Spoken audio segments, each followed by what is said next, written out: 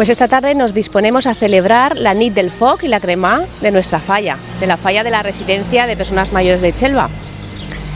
Comenzaremos el acto presentando a nuestra fallera y a nuestro presidente 2017.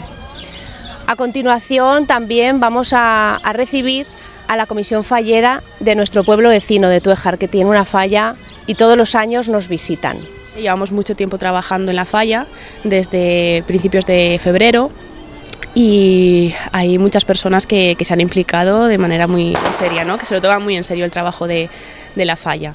En los talleres, luego pues, de cara a la proclamación de la fallera, del presidente, acuden a todos los actos y la verdad es que es un momento muy importante para ellos.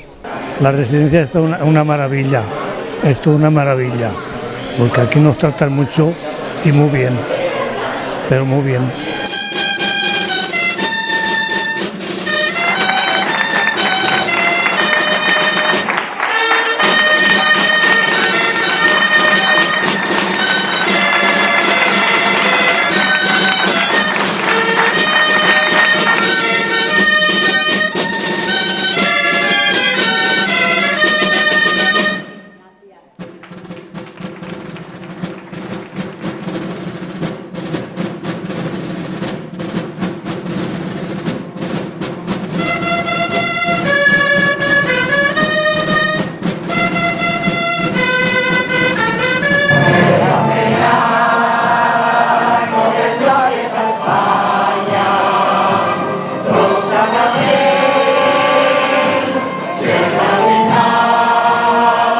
Me ha parecido un acto muy bonito, que ya lleva muchos años y hay que agradecer, por supuesto, a la dirección del centro, a María José, a todos los trabajadores y trabajadoras del centro y también a los usuarios y usuarias que hacen con mucha ilusión, pues han preparado un programa con muchas actividades a lo largo de toda la semana.